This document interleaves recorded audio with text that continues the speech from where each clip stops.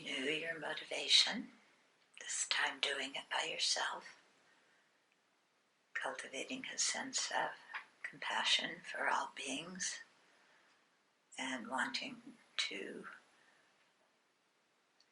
attain your full potential as Buddhahood for their benefit.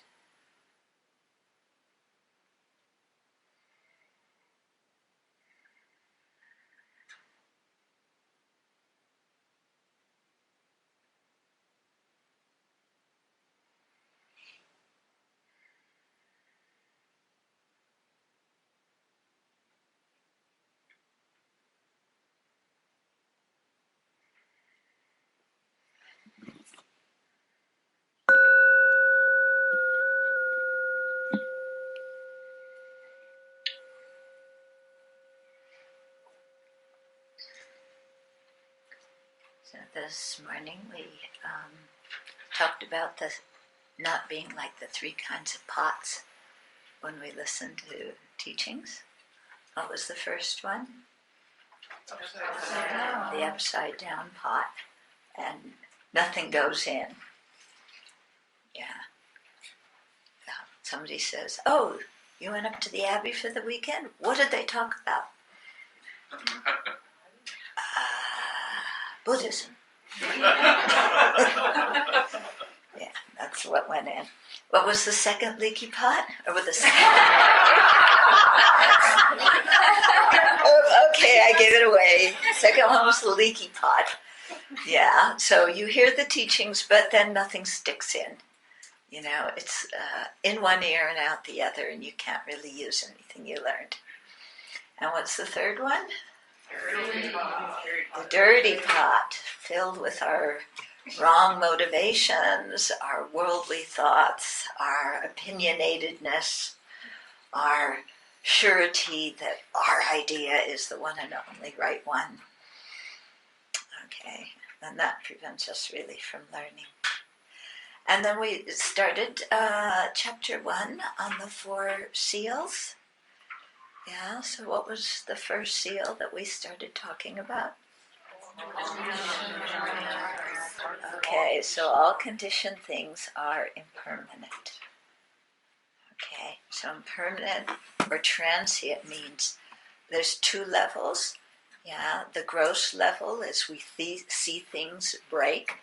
You know, you drop a plate in the kitchen and yeah. And then the second level is much more subtle impermanence, that things don't endure until the next moment. They're constantly changing moment by moment by moment.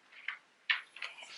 So even though, you know, we come here and we think, oh, I'm the same person who was here this morning, and this is the same room that we sat in, actually, it's not. Yeah. It's the continuation of a similar type of room, and we're the continuation of the person that we were before, but nothing's exactly the same. Yeah, everything's changing.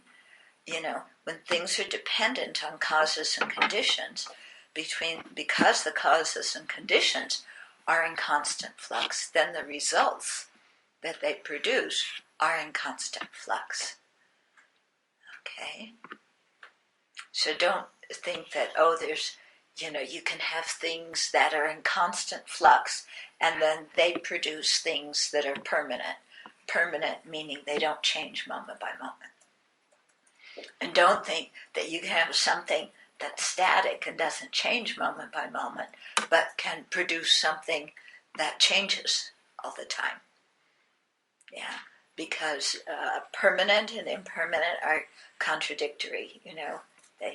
There's no overlapping thing, and one cannot cause the other. In fact, permanent things that don't change, they can't cause anything. Because to change, to bring forth a result, means that the cause has to cease. Yeah, so you can't have the sprout unless the seed ceases. Okay? So sometimes we want our cake and we want to eat it too. We want the cause to be there and the result to still come. Yeah, but the cause has to cease for the result to come. I guess, what do you make this out of? Clay, ceramic, porcelain. Okay, so the porcelain has to change to become a cup. Yeah, if the porcelain doesn't change, the cup can't come into existence. The trees had to change to become the logs that are the side of the building.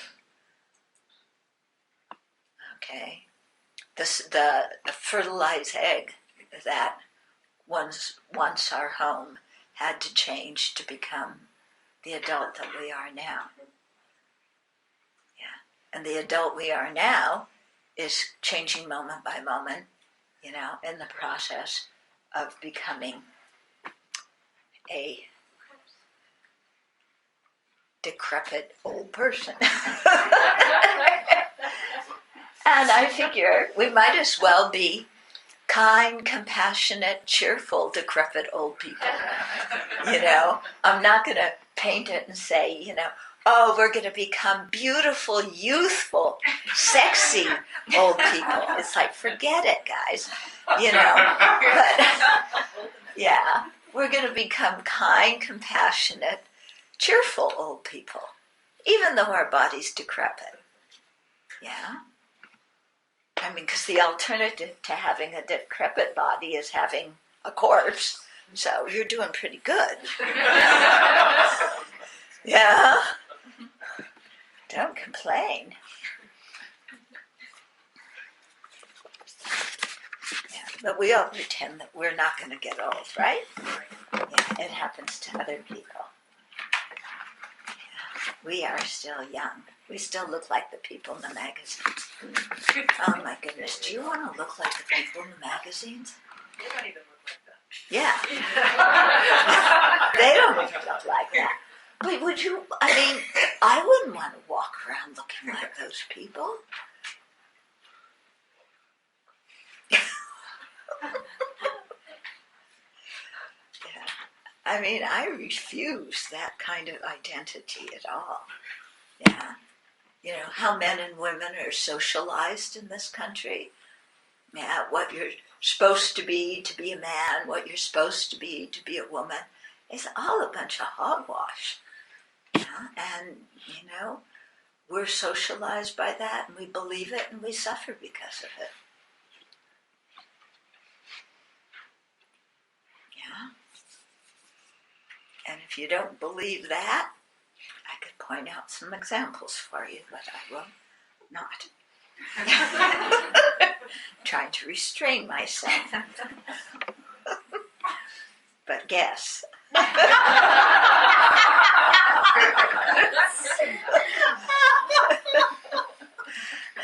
Does it start with a? Yeah.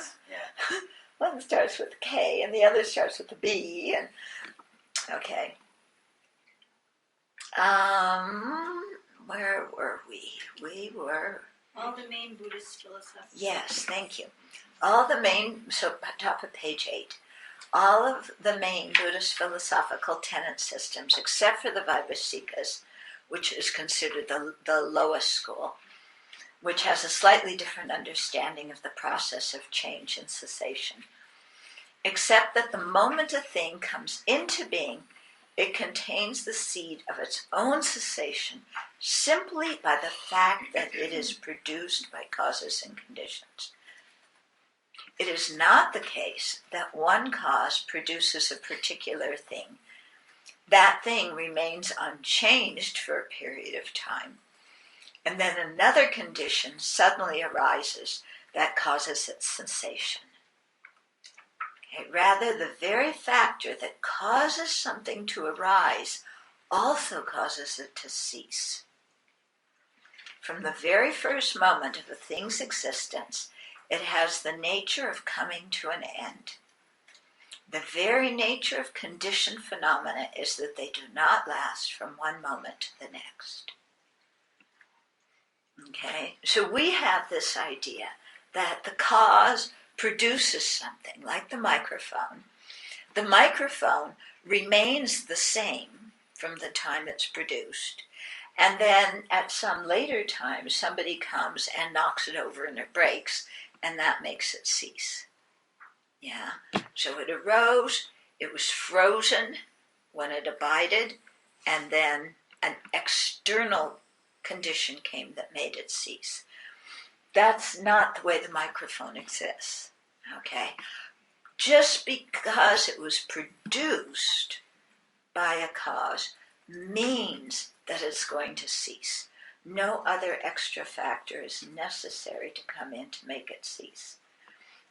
If we think about that in terms of our life, just by the fact of our being born, already we're in the process of dying, and death is something certain. So it's not like we're born, we're alive for a while, and then something happens and we die. It's we're born and changing moment by moment by moment by moment with the subtle impermanence, and then at one moment gross impermanence hits and we die. So just by the fact of being born means death is certain. And this, as much as we try and wiggle our way out of it, this is something that you can't wiggle out of. Everybody dies, and it's not like we're going to be the one person who lives forever, even though we feel like we're going to be that one person. Okay? And so this is actually, it's something that we resist thinking about.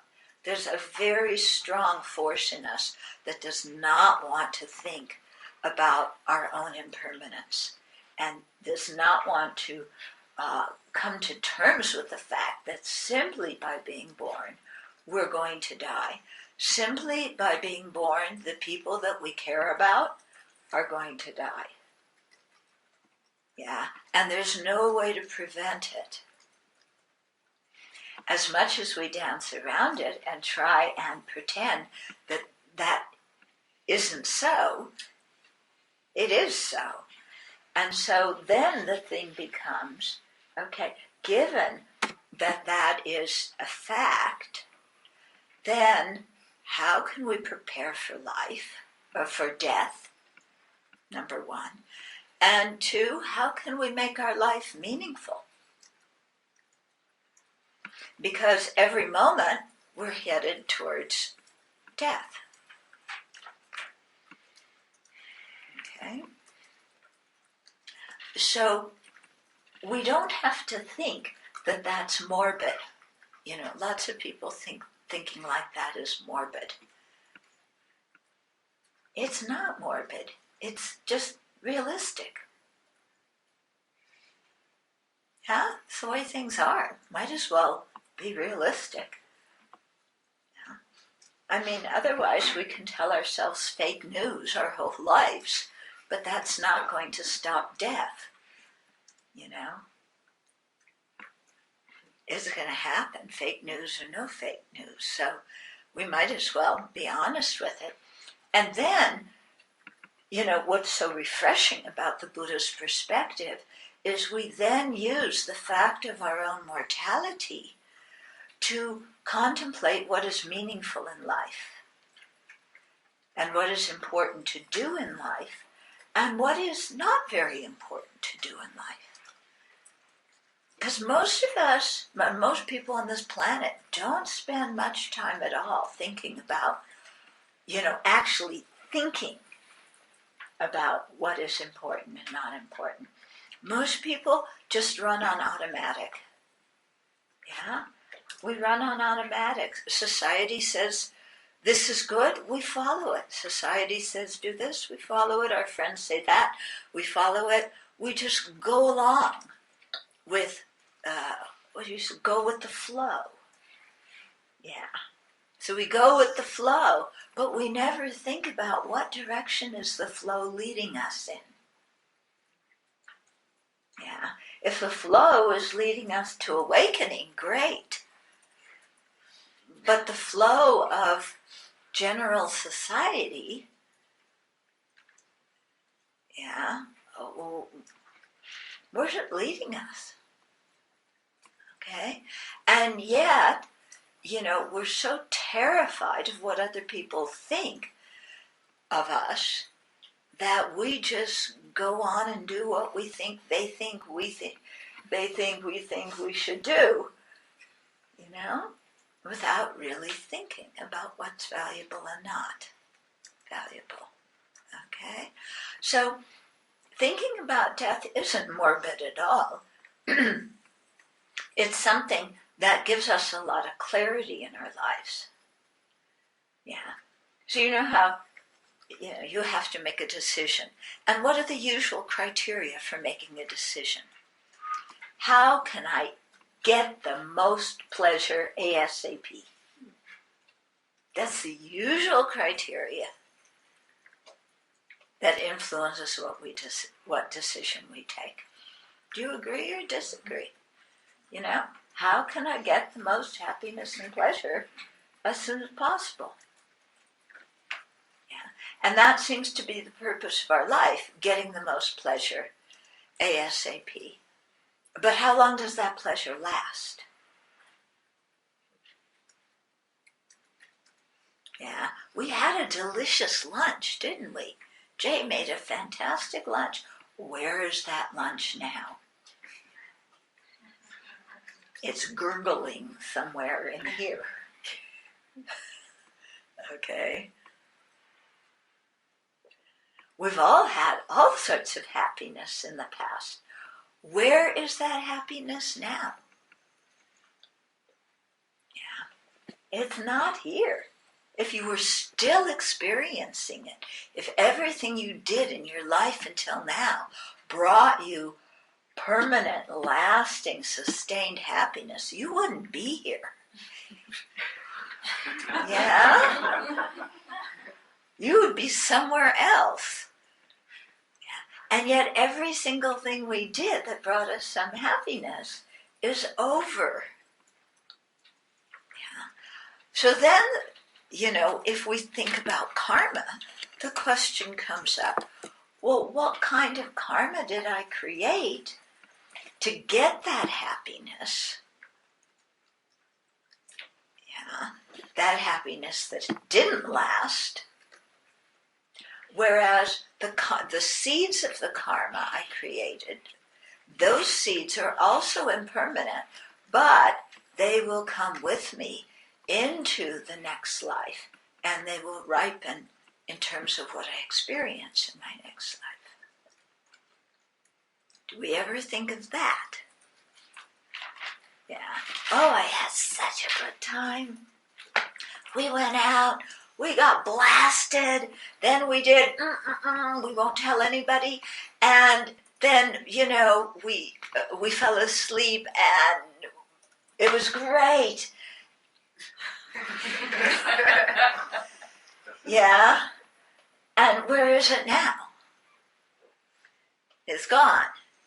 But what remains on our mind stream is the seeds of the actions we did that whole night long, starting from getting plastered and everything we did thereafter, yeah, which you don't remember, or maybe you do. Because it's on Facebook.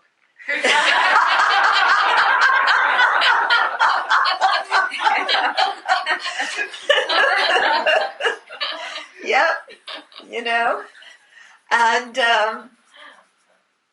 yeah, but so that those karmic seeds are there, and that's what we take with us into the future life, whereas all those fantastic experiences are gone. Yeah. So, when we're just living for our own sense pet pleasure, how can I get as much happiness as soon as possible? Yeah. Is that an altruistic intention? Yeah. Does that intention care beans about other people? It doesn't, Basically, we use other people to give us pleasure.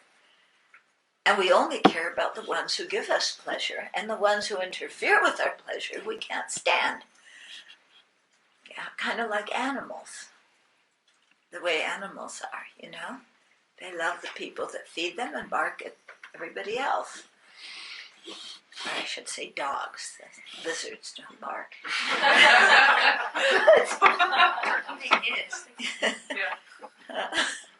So, to really think about this and what is important to do in our life.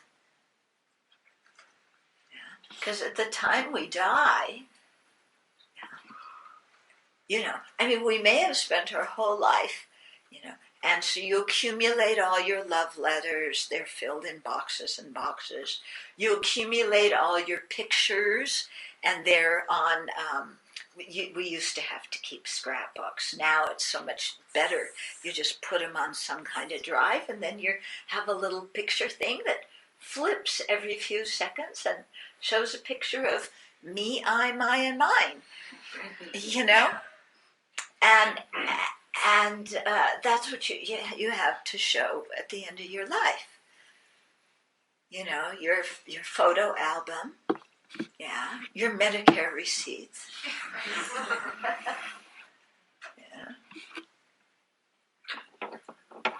all your souvenirs. So you have bookshelf upon bookshelf of tchotchkes. These are what tchotchkes are. All your tchotchkes. It's a Yiddish word, okay? It means little things that you pick up here and there. So like all your souvenirs. All your souvenirs. Knickknacks, like knickknacks. Some of them might be quite expensive. Some of them aren't. But, they're all over your house. And so you go on to the next life. Your whole house, all your stuff, your photo album, your diplomas, your trophies, they all stay here together with your Medicare things. All your tax forms that you accumulated. All that stuff stays here. Other people have to clean it out. Other people are going to go through all our stuff. Do you want everybody looking at all of your stuff? What you have hidden in the bottom of your drawers? In your file cabinet? They're going to go through it all, throw most of it out, look at the rest and go, why in the world did they kept this? Or, ooh, I never thought they were this kind of person.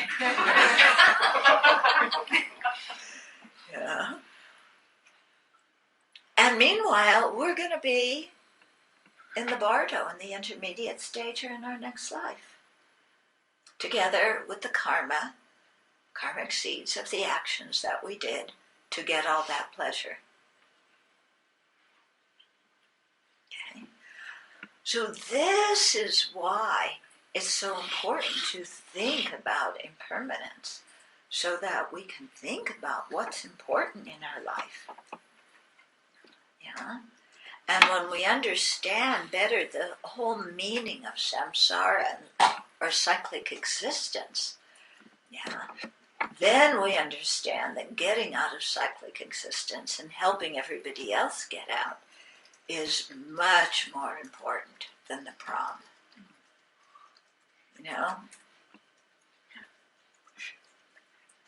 Sorry to tell your teenage self, but the prom really isn't important. You remember the prom? Huh?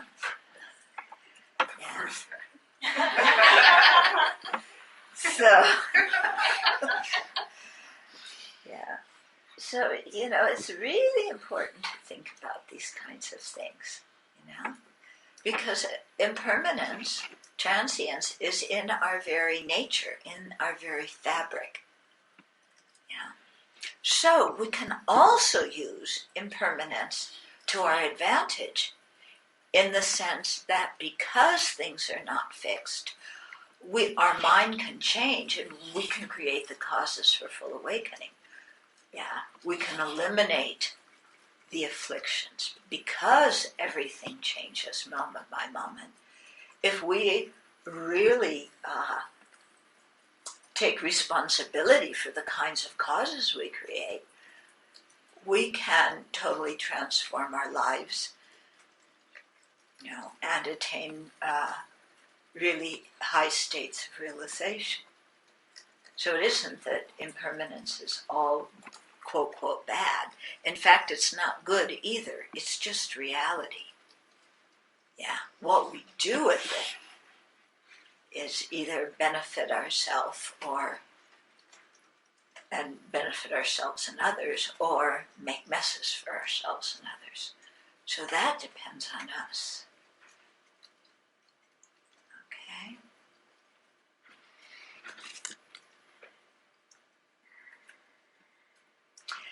Generally speaking, when we think of something coming into being, we look at it from a positive angle and think of it growing. When we think of something ending, we have the negative feeling that what existed before is ceasing. We see that these two attitudes are incompatible and contradictory. When babies are born, we say, how wonderful. And when people die, we say, oh, how horrible. And yet, babies being born means people are going to die. Yeah, they're not unrelated events. Okay.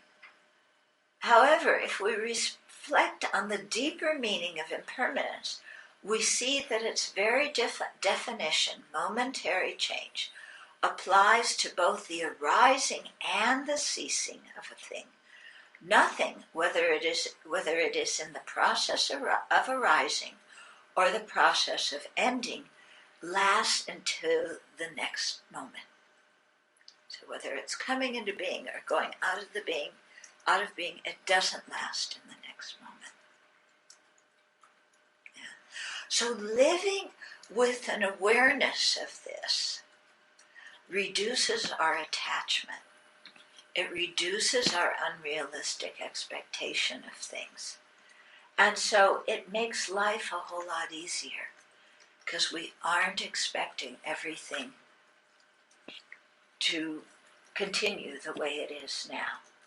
So then when it changes, we don't freak out, because we've familiarized ourselves again and again and again with the understanding that all of this is going to change.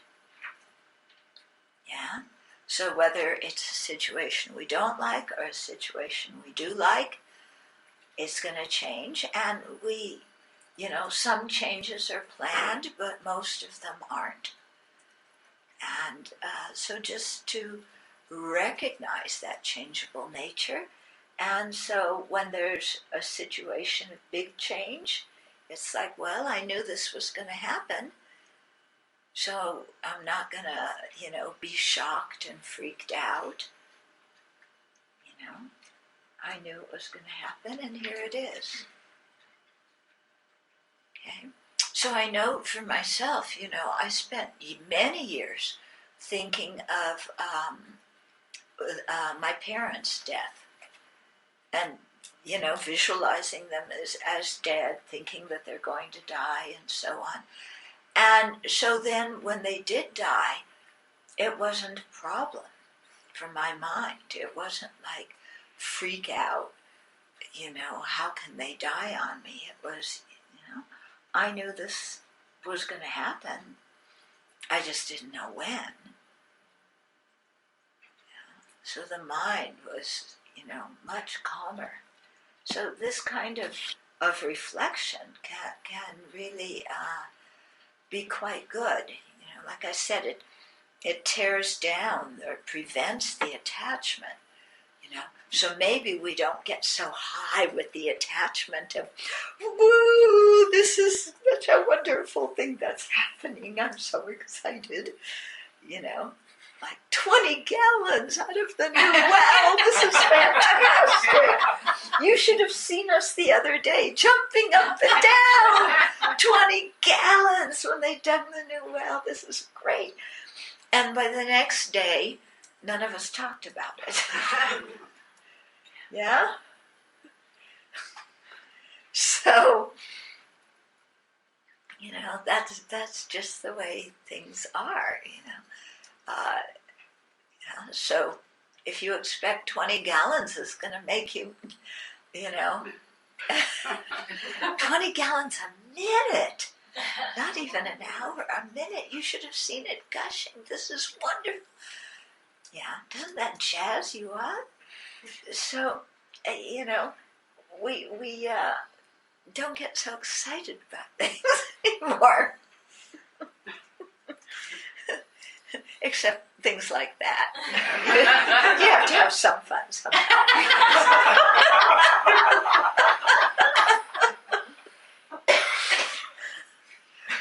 Okay. The present is insubstantial. It is an unfindable border between the past, what has already happened, and the future, what is yet to come.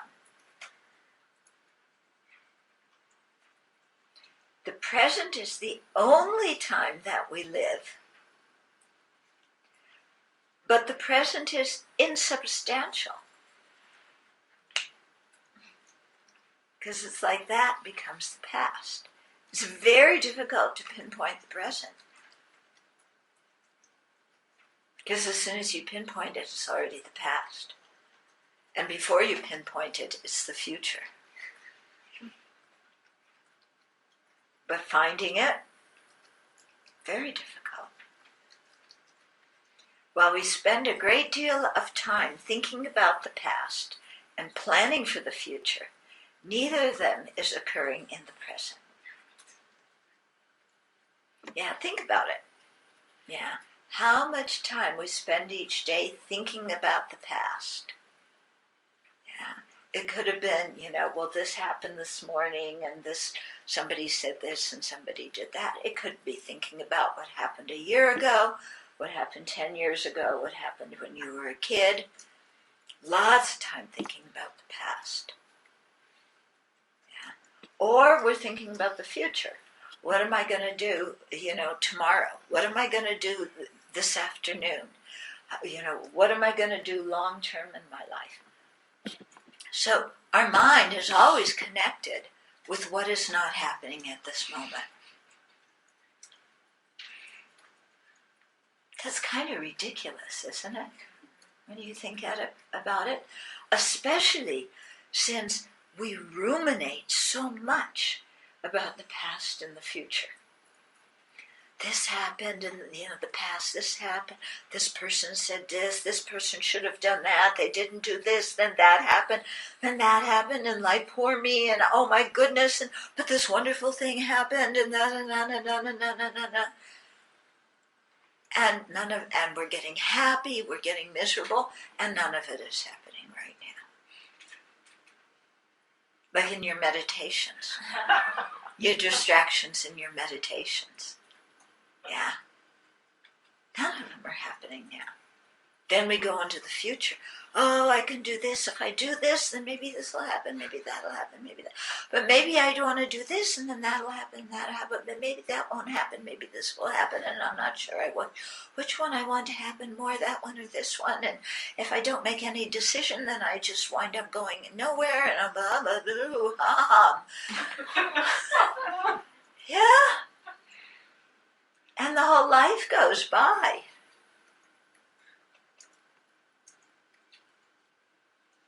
Okay, and that future is not happening now either.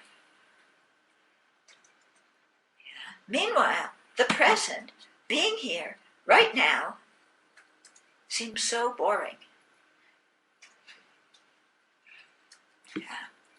But if you see it another way, it's not boring. I'm safe. I'm sitting in a safe place with a bunch of nice people doing something useful with my life. But it's not so exciting. I want a big high.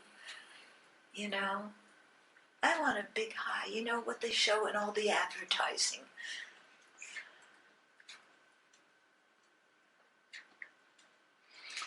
Okay? Well, we spend a great deal of time thinking about the past and planning for the future. Neither of them is occurring in the present. The only time we ever live is in the present, but it is elusive, changing in each nanosecond.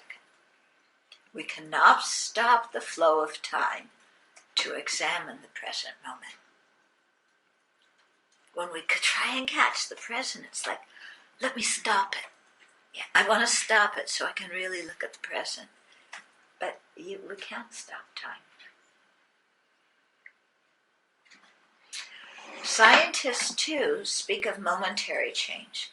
Subatomic particles are in continuous motion, and cells in our body undergo constant, imperceptible alteration. When we understand impermanence to mean momentariness, we see that arising and ceasing are not contradictory, but are two aspects of the same process. They go together, arising and ceasing. Yeah. When something is arising, something else is ceasing.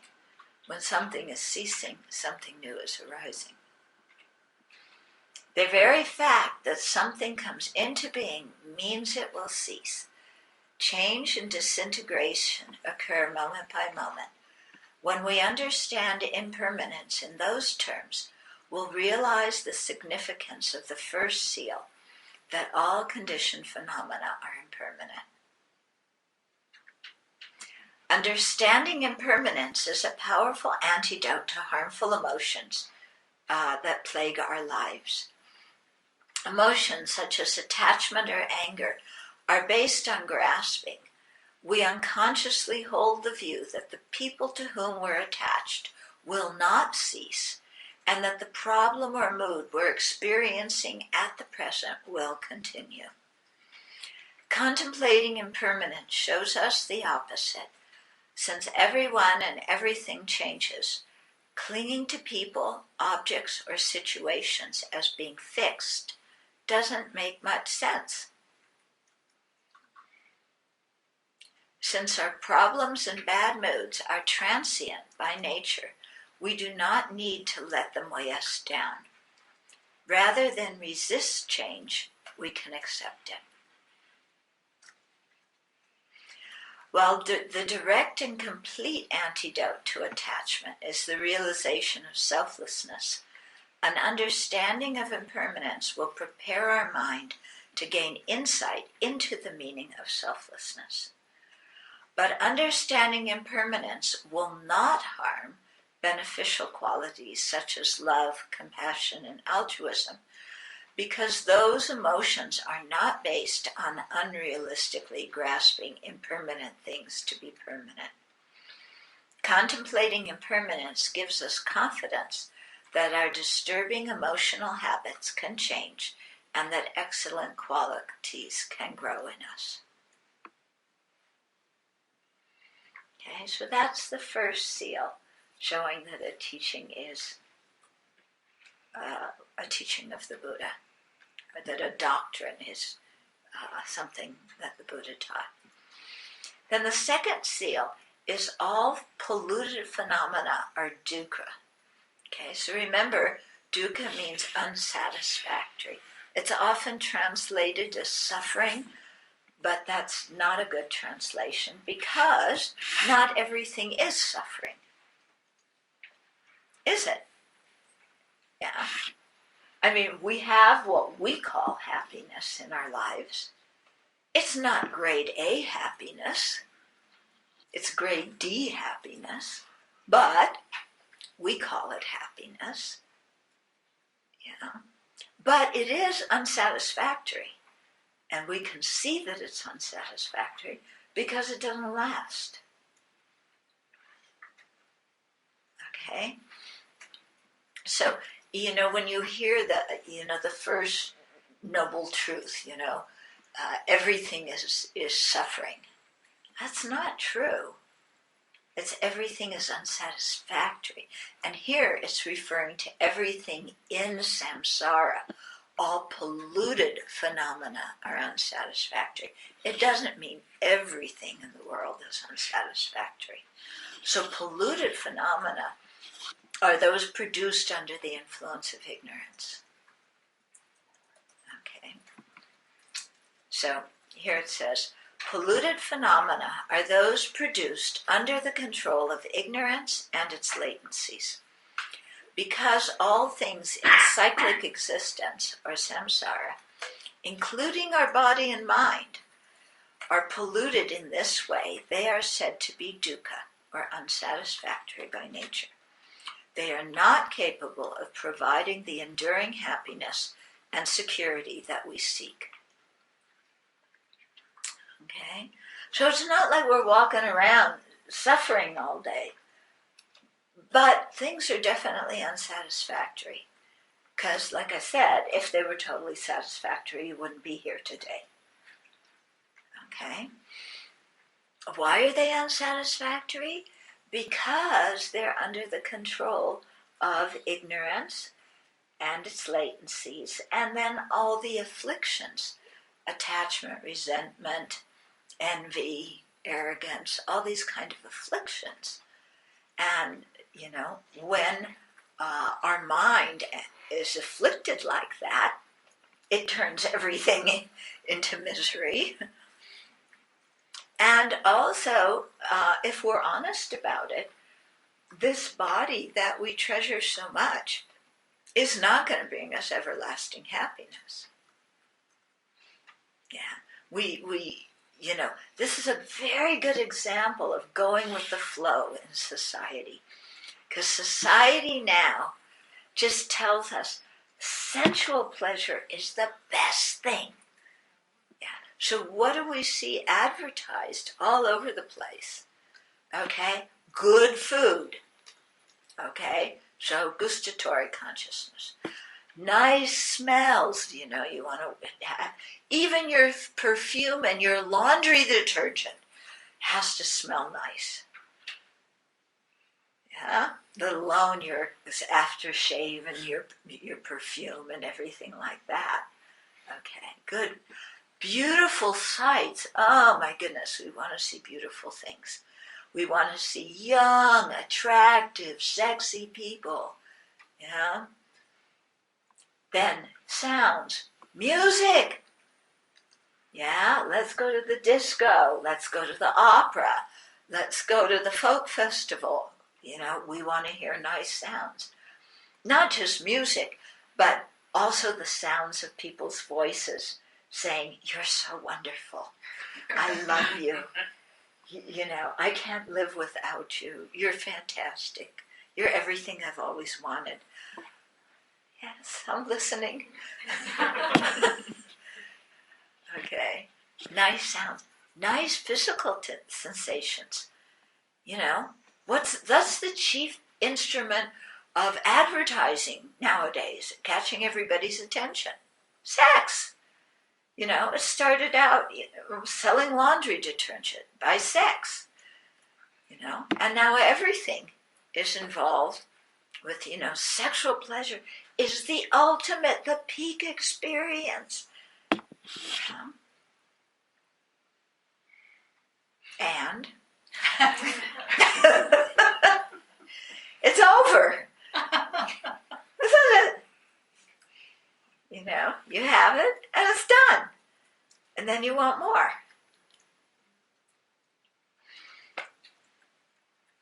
Okay, so that's what makes all these things unsatisfactory. And our body, by its very nature, we're not born in a body of light. There are some beings, in samsara and some beings out of samsara who have a body of light. We're born with this kind of body. Yeah. What's the nature of this body? Yeah. It gets old and sick and dies. Doesn't it? Yeah. The body does not get younger. It does not get weller. And it does not, undie or is not immune to death. Yeah. If we have a body, guaranteed you do not need to go to a fortune teller and pay a lot of money. Guaranteed you will get sick. 100%, I can tell you. And you don't need to pay me. I remember, do you remember that one? Because I think you took us to that one kind of New Age fair, and we got some kind of booth. Oh, yeah. Do you remember that? Yeah, the two of you? And it was in Spokane. Yeah. Some New Age something. So they got us a booth there. So we're sitting there, with our Buddhist books and our brochures. And on this side was one psychic. And on that side was another psychic. So everybody went to this psychic, kind of looked at us, and then went to the next psychic. It was fascinating to watch the people who went to the psychics or the fortune tellers. They were totally transfixed like this. The fortune teller would say, this and that and the other thing, always talking about that person, Not talking about what's going to happen in Syria and how many people are going to get killed. That's not so interesting. But, talking about me and my life. Like this, in front of the fortune teller. Taking it all in. And then shelling out their money. And then they walked right by us. And the Buddha said, without charging anything, you're going to get sick. And I will guarantee that within the next 12 months, everybody in this room will get sick. Don't you get at least one cold or one flu every year? Yeah? Anybody go a year without getting a cold or the flu? Good for you. 2 people. Fantastic. 3 people. You've been sick here. I've seen it. Either that or you were faking it. I wasn't really sick. I was just looking for attention. Yeah. Yeah, in the monastery, when people get sick, you're wondering, are they really sick or are they just, they want some attention? Usually it's they don't want the attention. They want to hang out in their room and be alone, and they don't want anybody to see that they're actually okay, but they're faking it. Because they're sick of being with everybody else and they need a break. Right? Am I right? Yeah? Okay. Every so often everybody just gets a little bit sick. I don't feel well, my tummy hurts, and it usually means, I need some time alone, and, please just leave me alone for however long I do that. And you thought I didn't know.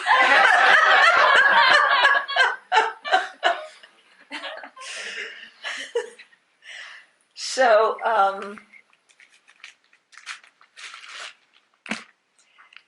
so we have this kind of body.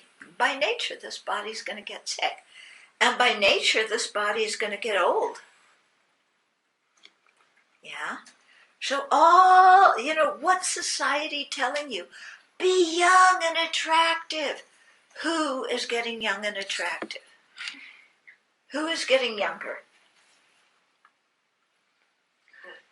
Yeah? Who is getting more attractive?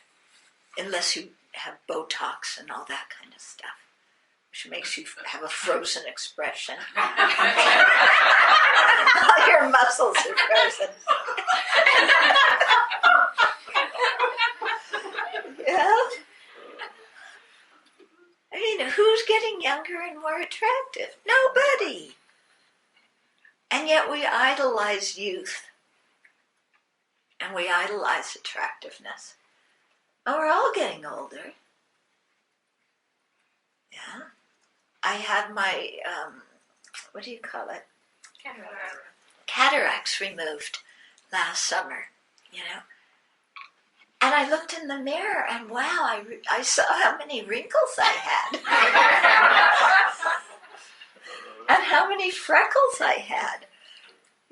I never realized it. I couldn't see it before. But it's all there. Moment by moment, the freckles are growing, the wrinkles are growing. Yeah. The muscles are, atrophying. The bones are bending. Yeah. Unless somebody here is getting younger. Yeah. Okay. So that's why, the real trick is, how are we going to age gracefully? How are we going to become happy old people if we live that long? How are we going to be peaceful at the time we die? We make all sorts of preparations for what we're going to do next year, but we don't make preparations for what's for sure going to happen. And the things that, all our plans for next year are, they may or may not happen. Okay, so this is, when I say that Buddhism makes us really stop and think what's important, then, we have to think about this. All my plans, where I'm going to go next year and everything I'm going to do and who I'm going to meet, and, that may or may not happen. Yeah. Aging and death, sickness, for sure. Do we make any mental preparation for those things? We may make physical preparation, and like me, take so many supplements you can't count them all. But, but do we make mental preparation? Yeah. How am I going to be a cheerful old person when my body can't do what it used to be able to do? And when my mind has a few more senior moments than it's having right now? How are we going to be cheerful and kind? Or are we going to be morose and complaining and bitter? Yeah? When we die, are we going to say, wow, this was a life well lived. I'm not Buddha yet, but I got myself on the way. I purified some karma, created some virtue, helped some people. Yeah, heard the teachings, planted those imprints in my mind. As much compassion as I have now, I'm going to take that with me to the future life. And come what may, I'm going to act with kindness wherever I'm born and whatever happens. Are we prepared to die like that? And take refuge in the Buddha, Dharma, Sangha while we're doing it? Or are we just going to totally freak out at death? And it doesn't matter how rich we are, how important and famous we are, how good looking we are. None of that matters at the time we die.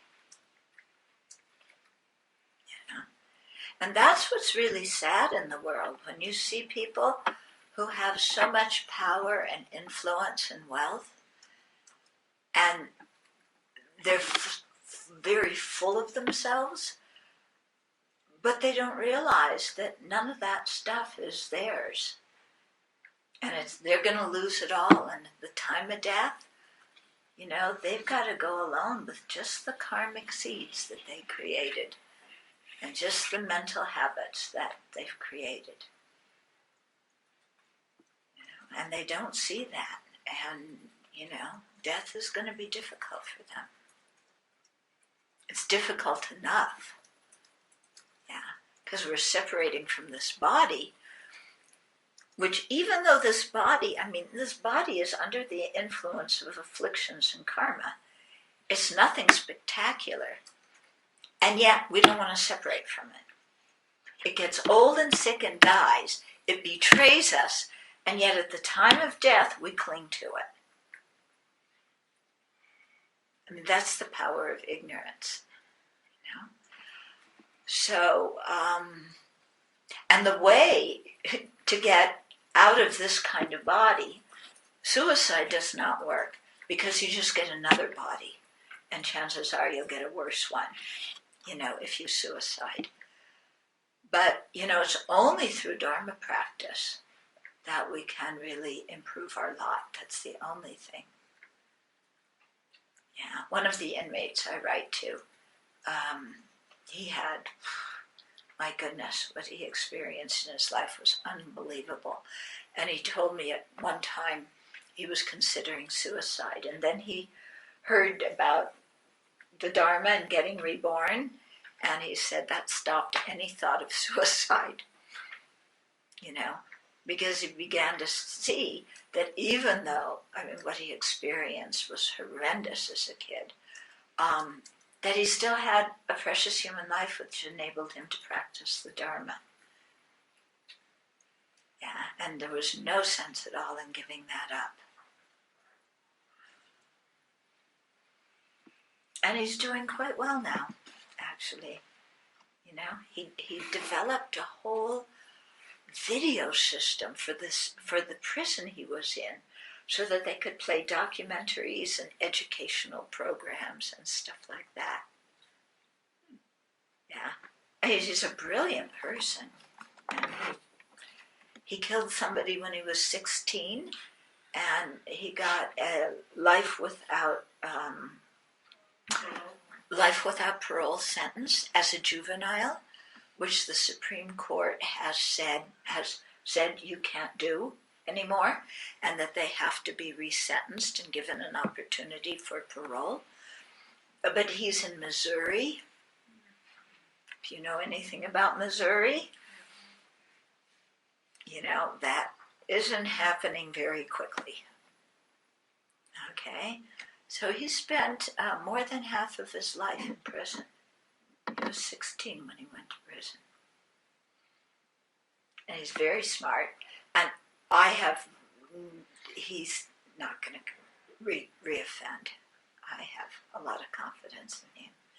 And yet, there he is, spending his life in prison, and he's not, you know, until Missouri gets it together, but he's not complaining about the whole thing, you know, and he's using his talents and abilities as best as he can to benefit the people around him in the prison. Quite an amazing person. I know a few amazing inmates like that. Okay. How are the unsatisfactory circumstances in our life related to our minds? Because we think all the unsatisfactory circumstances are the problem of the external world. You know, why am I unhappy? It's so cold outside. Yeah, why am I unhappy? Oh, you know, they put too much salt in the soup. Why am I unhappy? Oh, this person accused me of doing something I didn't do. Okay. So how are unsatisfactory circumstances in our lives related to our mind? In the Sutra on the 10 Grounds, which is a very famous sutra, the Buddha said the 3 realms are only mind. So in Buddhist cosmology, there are 3 realms. The desire realm, that is all of us creatures who are so totally involved with sense objects and desire sense objects. The form realm, where the beings have deep levels of concentration and bodies that are much different than ours, that are not so painful. And the formless realm, where they're totally sunk in their meditation and they don't have a gross body at all. But the Buddha said in that sutra, the three realms are only mind. The Chittamatra Tenant school says this means the external physical world and what we perceive is nothing but a projection of our mind. The Prasangika Vanyamaka school understands this statement differently, saying that it indicates there is no absolute independent creator that is the source of our experiences. Oh, there's no absolute independent creator, and that the source of our experiences lies in our minds, our virtuous, non-virtuous, and neutral minds, and the actions or karma that these mental states motivate. Okay. Another word from the Prasangika view, there's no absolute independent creator. There's no creator God who exists independently of all other factors. There's no permanent creator that never changes. There's no manager of the universe who's giving rewards and punishments. Okay? Instead, the real creator is our own mind in terms of our motivations and our intentions, our virtuous, non-virtuous, and neutral intentions or motivations, and then the actions that we do. And that's what creates our experience, not some external being. Yeah. And so that kind of thing comes a lot in the series here, because in ancient India they spent a lot of time on this whole idea of if for the result to exist, the cause has to cease. Or for the result to come about, the cause has to change. So to posit some external being who does not change and was not created and yet becomes the creator of the universe and everybody in it. From a Buddhist standpoint, there's logical contradictions in that. Okay? Now, granted, believing in a creator God is definitely emotionally comforting for many people. Yeah. It's very emotionally comforting. You think that God will protect you or whatever. But it's also confusing because, why did God allow for, the murder of 11 people last weekend in his house of worship? Why did God allow for the 9 people in Charleston to be murdered by a racist in their house of worship? Why does God allow, what's happening in Syria to continue? Yeah. You get into those kinds of questions which become very difficult to answer. Yeah. So God may be emotionally comforting, and if people want to believe in that, that's fine. Yeah. But if we're going to use, reasoning and examine the nature of things, then proving an external creator becomes actually quite difficult. Because how did God come into being? Well, God is uncreated. But he changes when he creates things. If you change when you create things, then you must be impermanent, which must mean that there was causes that brought you into being.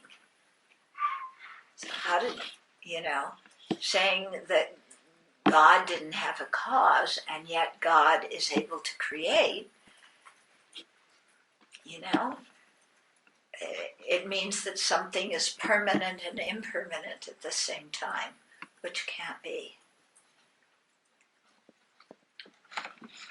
And then, of course, you get into the whole issue of why did God create, which has at least puzzled me since I was a child. I couldn't figure it out. Yeah? If you could create the universe, why did you create this? Okay? So from a Buddhist perspective, it's our mind, it's our karma, it's our motivations. Those are the creator. Yeah. And so what that means is that if we want to change things, we have to change our own mind. Whereas if there's an external creator and manager, then the way to change things is to please that external creator. But it's often fuzzy exactly what you have to do to please God.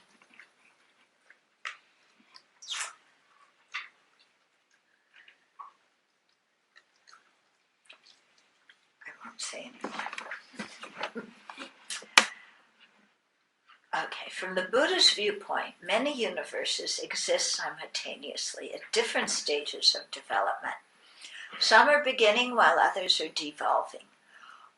Before a particular universe begins, the potential for material substances exists in the form of space particles. Changing moment by moment, these space particles are not absolute or independent entities. How is the physical evolution of a universe related to sentient beings, their mental states and their experiences of pain and pleasure, happiness and unhappiness? This is where karma comes in. Karma is intentional actions done by sentient beings. Okay, remember that. This is what karma is. It's intentional actions done by sentient beings.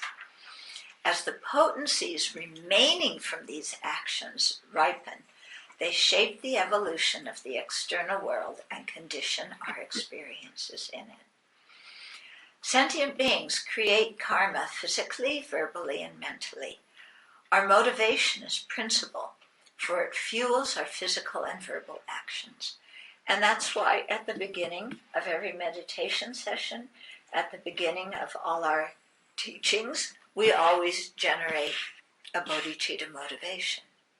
Yeah, because that's the motivation is the chief thing that's going to determine the ethical value of what we're doing. So we take the time out to generate that good motivation.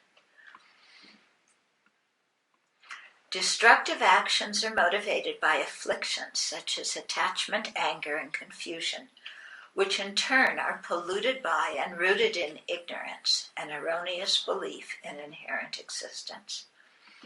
Even when sentient beings act with kindness, the karma they create is still polluted by the ignorance grasping inherent existence. So whether the actions are constructive or destructive, they produce rebirth in cyclic existence. Because unawakened cyclic existence is a product of the undisciplined mind, it is said to be dukkha, unsatisfactory by nature. Secure peace and happiness cannot come from ignorance. For this reason, the second seal of Buddhism is that all polluted phenomena are in the nature of dukkha, or unsatisfactory. The first truth, the truth of dukkha, consists of two factors: those in the external environment, such as our environment, tables and oceans, and those internal to sentient beings, our bodies and minds. Within the latter, the feeling aggregate, the primary consciousnesses and mental consciousnesses that accompany them, and the cognitive faculties that cause these consciousnesses are all unsatisfactory by nature. Okay, so what that means, it's a long sentence. Okay, so within the things that are internal to sentient beings, our body and mind are called internal to sentient beings because they are connected with our consciousness. Okay, so the feeling aggregate, so that's one part of us that experiences pain, pleasure, and neutral feelings. Okay. Then the primary consciousnesses, so the visual,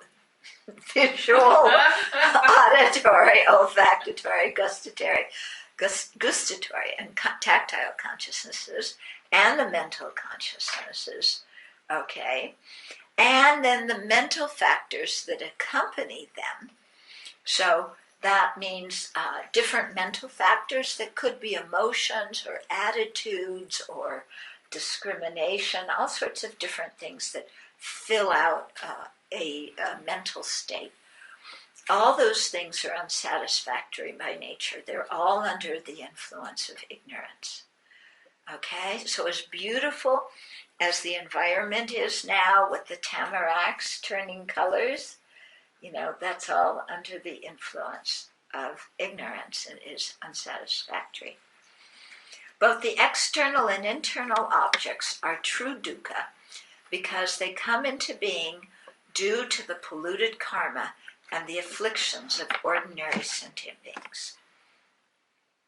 Once someone has eliminated afflictions and karma, she becomes an arhat, someone liberated from cyclic existence. Even so, she may continue to live in the external world, which still is true dukkha for her. In other words, the criterion for being in cyclic existence is not the environment in which a person lives, but her state of mind. So the environment is not samsara, it's our state of mind. Yeah? The first two seals are related. We can use the transient nature of functioning things as a reason to show that all polluted phenomena are unsatisfactory in nature. Functioning things are products of causes and conditions, thus they are under the control of other factors. Polluted things, such as our ordinary bodies and unenlightened minds, are under the power of polluted causes, the undisciplined mind, at the root of which lies ignorance. As long as our mind remains under the control of ignorance, we live in an unsatisfactory state where the cause of suffering is always present. So this is actually something that we have to spend a great deal of time contemplating to really gain some conviction about. Because while we talk about ignorance as being the source of our misery and our situation, it's so difficult to see what ignorance is and what ignorance does, and to see how ignorance interferes with our seeing how how unrealistic ignorance is. Okay, so the very thing we're trying to realize, the faults of ignorance, we're inhibited from understanding that by ignorance itself. Okay? So it's a difficult situation. We have to really apply ourselves continually to reflect on this again and again and again. Because we so easily, get distracted by sense objects. Yeah? When there's something beautiful in our environment, when we think and daydream about something, we so easily go into la-la land, and like everything's fantastic. Yeah? And we forget that our body and mind are under the influence of ignorance and karma, and that we're not free. Yeah, we think we're free because we can go shopping whenever we want to. That's not freedom. Yeah, we are not free from aging, sickness, and death. We are not free from a distracted mind. We are not free from anger. We're not free from resentment and arrogance. Okay? So, but realizing that and really, seeing it and getting a feel for it, it's something that takes time and repetition. Yeah. Because like I said, when you're zooming down the highway on a cheerful, sunny day and Buddha Boy is with you, everything is great. What are they talking about, samsara? Yeah.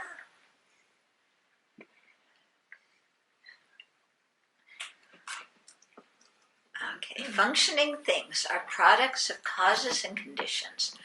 Thus, they are under the control of other factors. Polluted things, such as our ordinary bodies. I read this already, didn't I? Okay. So it concludes with where the cause of suffering is always present. Okay. Shall we finish the last two? In 5 minutes. Huh? Well, we can go over time a little bit. Yes. Yeah. Yes. Are you expecting me to keep to a fixed schedule? No, Lama Zampa.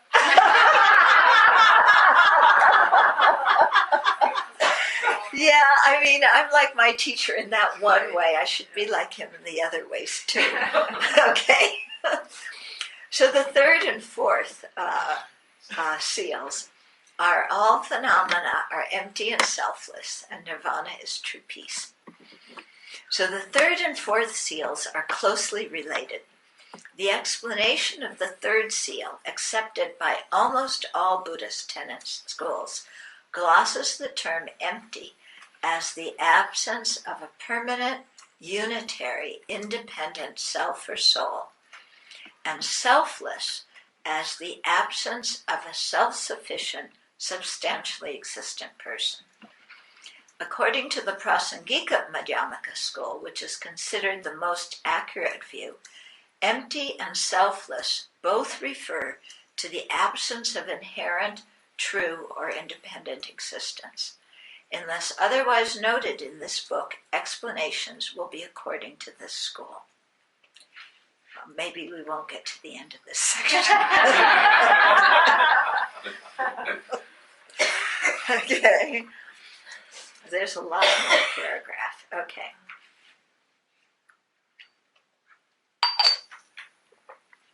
So, what we have, first of all, we have different Buddhist tenet systems. So different systems that they're all based on the Buddhist teachings, but they have different assertions about different kinds of things. Yeah. And all of them are together in negating the existence of a permanent, unitary, independent self or soul. So what does that mean? Okay, permanent means it does not change moment to moment. Okay, so it means that there's a soul, something that is the essence of me that never changes. Okay, it's unitary, meaning it doesn't consist of parts. So it's not dependent on causes and conditions. It's not dependent on parts. And independent means, sometimes people take it to mean not dependent on causes and conditions. Yeah, that's the usual meaning of it, okay? Yeah, so something that doesn't change, that is one monolithic thing, and does not depend on causes and conditions. Such a kind of self or soul. Okay? Were you raised with the idea of an existence of this kind of self or soul? Something that is unchangeably the essence of you, that doesn't depend, God created it, but it doesn't depend on causes and conditions. It never changes. You know, it's the essence of you. Okay. And so this is what many, many religions believe in. Also in ancient India, this was the belief that existed at the time of the Buddha. Okay? And this is one of the things that the Buddha denied, that he refuted. He said, it's impossible that such a self or soul exists. Okay? Because if you say that the self is permanent, then how did the Creator create it? Creation can't happen if it's already there and it's unchanging.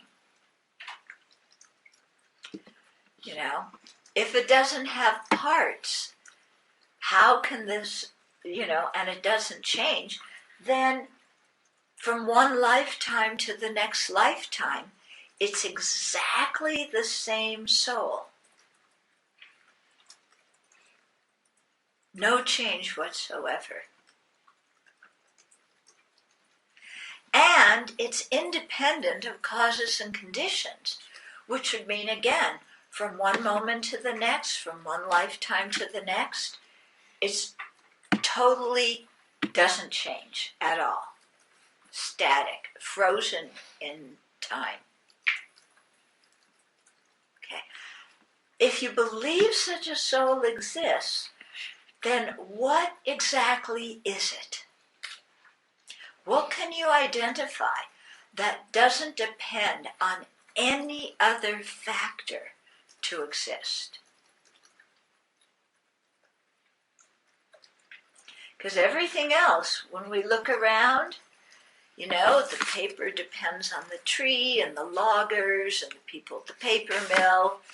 The cloth depends on the people who invented synthetic cloth and the factory and the truck drivers. Everything depends on other things.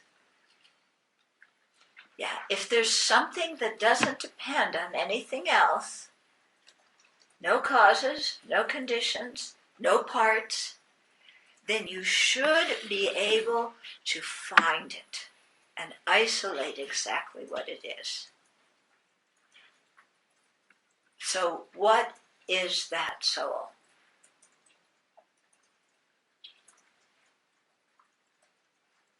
Well, can you draw a line around and say that is my soul?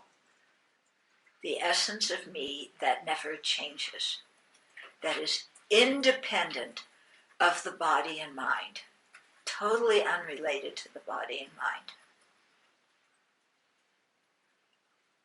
What are you going to point to? What can you point to? Yeah. It's a lovely idea, but is it any more than an idea? Yeah. Is there any basis on which that idea is formulated that we can show? Okay. So this is, again, where using reasoning and logic is very important. And the Buddhists say that this idea of a permanent, unitary, independent self and soul is actually an acquired affliction, meaning that we learn it in this life. Meaning that it's not even an idea or a belief that goes from one life to the next, but it's something we believe in because we learned it in this life. Yeah. And yet that belief, if you were taught that when you're a little kid, it's, yeah? Do you have that feeling? I remember being taught that I had a soul, and my soul, of course, was special,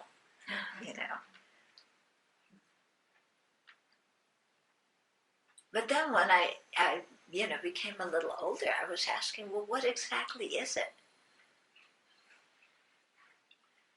And I was asking, how do I know that I exist?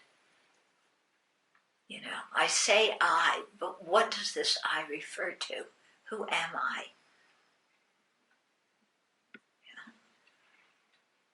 This plagued me throughout high school and college. Okay? So that's the notion that all the Buddhist tenet systems refute and say such a such a self or soul does not exist anywhere. Yeah. But this is something, don't take my word for it. You investigate, you think about it.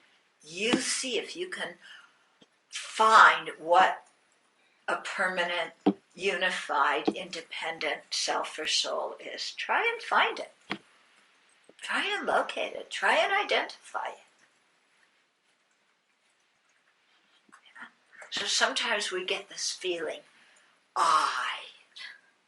Yeah. Do you ever have that? You just, no. You know, it's like there's not any, you're not thinking about any other thing. There's just the feeling of I exist. I.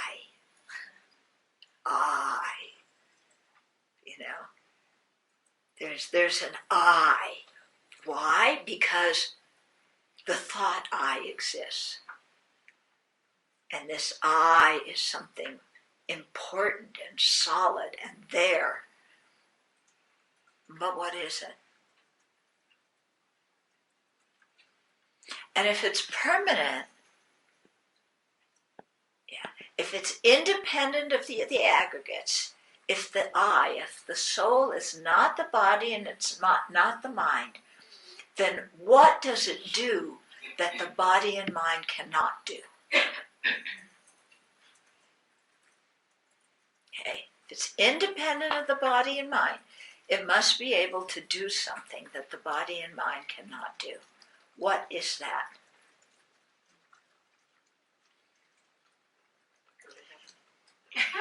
Go to heaven. Go to heaven. Your mind can go to heaven. Anyway, if it goes to heaven, that means it has to change, doesn't it? Yeah, because it can't be an earthly soul and a heavenly soul at the same time. Because if it could, then right now it would be a heavenly soul before you went to heaven.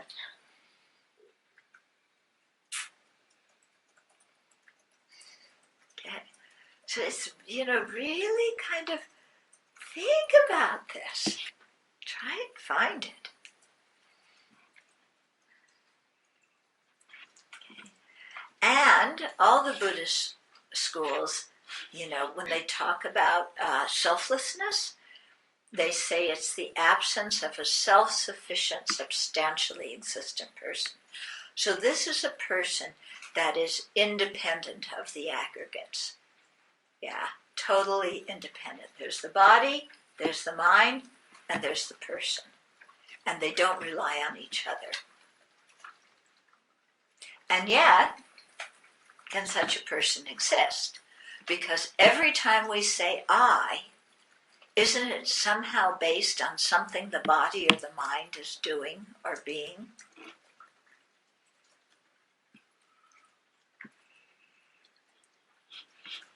Yeah. I'm walking, the body's walking. I'm thinking, the mind is thinking. I'm getting reborn, the mind is going from one life to the next. I feel pain, the body feels pain. Can we find a self that's independent of the body and mind?